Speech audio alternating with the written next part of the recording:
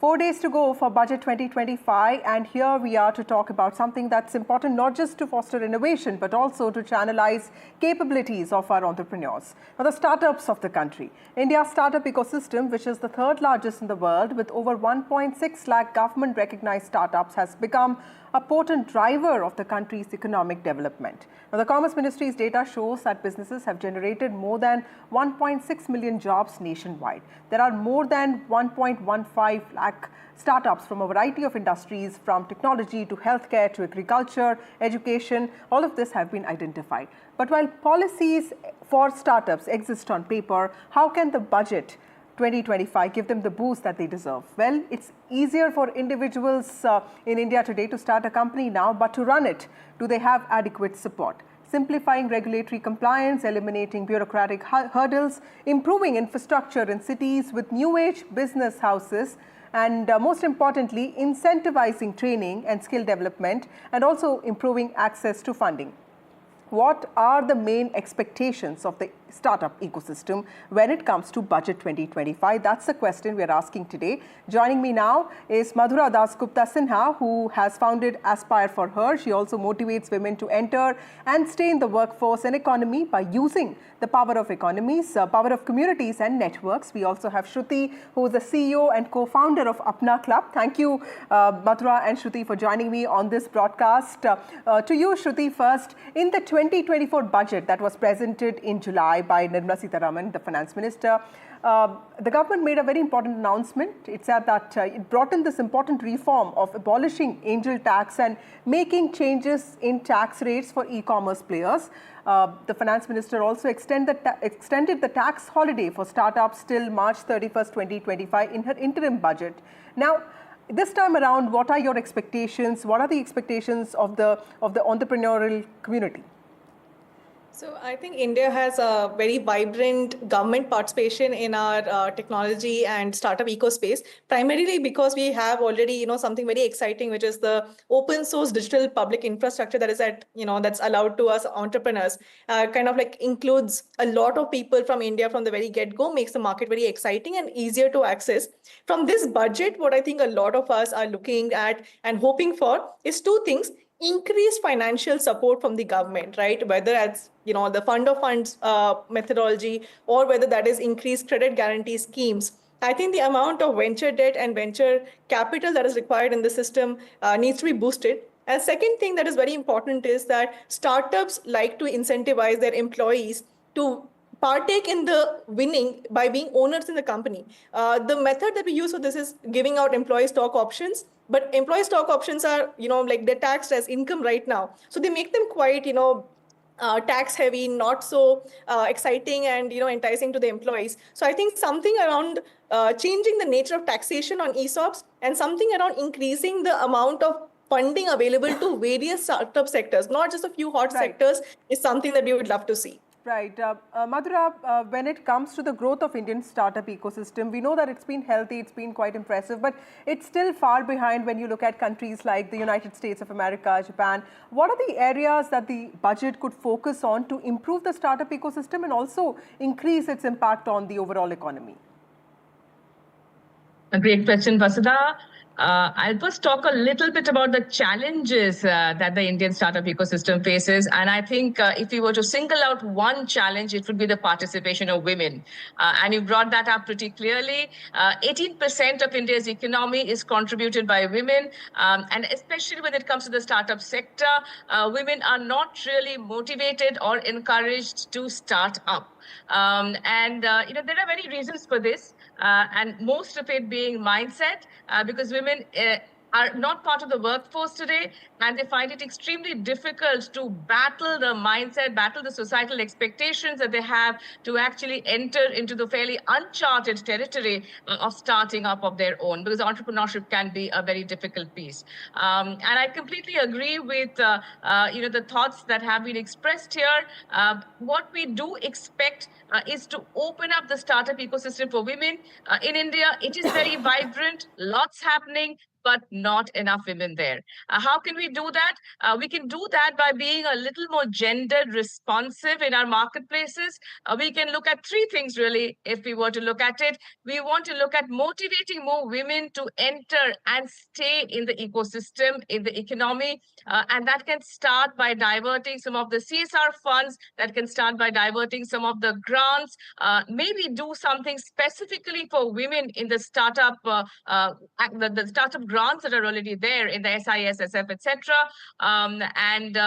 Those are some of the things which we can look at. We definitely want to look at more access to credit and more access to markets for women. And it is a way to specifically streamline some of the processes and ensure that more women get welcomed into the startup ecosystem and are encouraged and motivated to start up on their own and start their own enterprises. Right. Shruti, I was talking to a friend of mine, Rika Roy, today, who also looks at startups very closely. And she's saying that, for women to become entrepreneurs, it's very difficult. Most of them remain as solopreneurs. What are the challenges that women specifically face as entrepreneurs? How can government policies be more uplifting of the ventures that are run by women, something that Madhura also touched upon?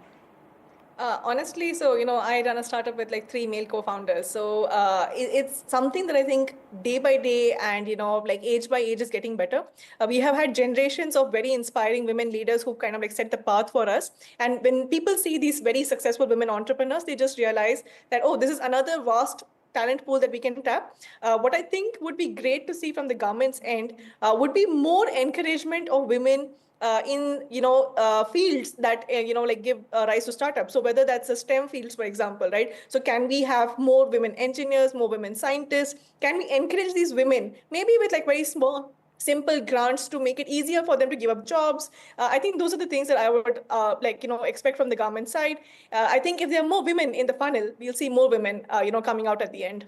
Absolutely. Madhura, also DPIT has set a target to establish startups in every district by the end of 2025. It's quite an ambitious target, and 48% of these new ventures currently originate from the tier 2, tier 3 cities, which are less populous and less economically advanced compared to, say, Mumbai, Bengaluru or Delhi. What kind of higher fiscal support should the government be giving in those cases? What kind of assistive policies should policymakers even consider to nurture the startup ecosystem beyond, say, the metros? And this is something I'm asking you also because you believe in the power of communities. How can that become a reality?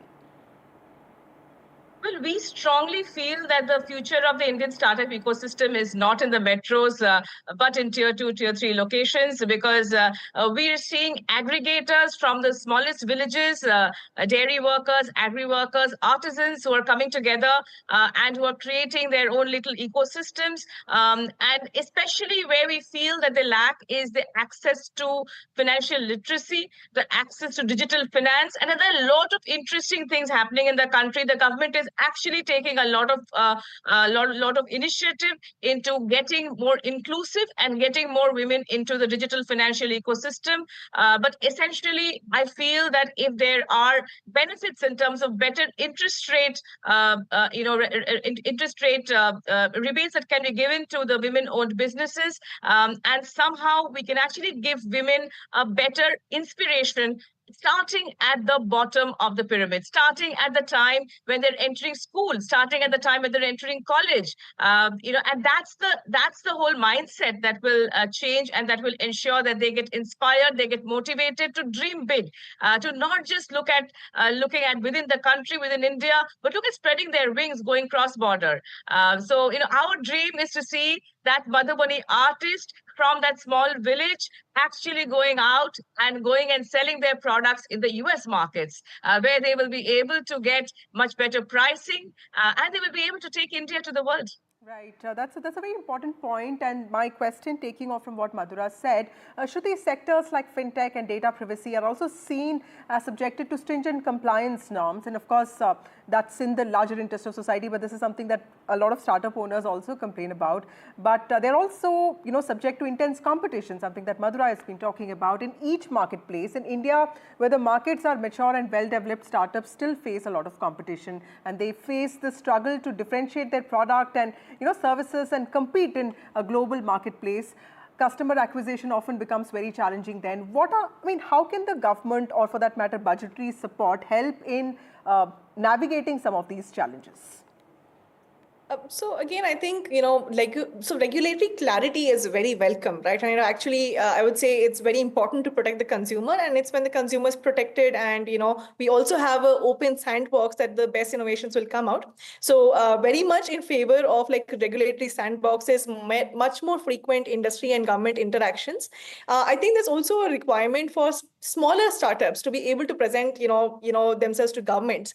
At this point, I think being able to take part in a government call for procurement or any kind of contract is just very difficult and very, I would say, onerous for like a smaller startup to take part in. Similarly, if there is a field, where we feel that the regulations can change like quite rapidly over time, I think those are things that like startups feel unable to take on the burden of compliance, right? So startups would love to see more clarity in some of these areas in terms of regulation. Again, in some sense, an ability to know that the goalpost will not be changed. At the same time, just I think more frequent interactions with the government, the opportunity to sell to the government, being able to, make a case for innovative products as opposed to just, which is quite often the case, like the cheapest product or like, the best out of three, contracts. For innovation, government has to be able to also take a few independent calls.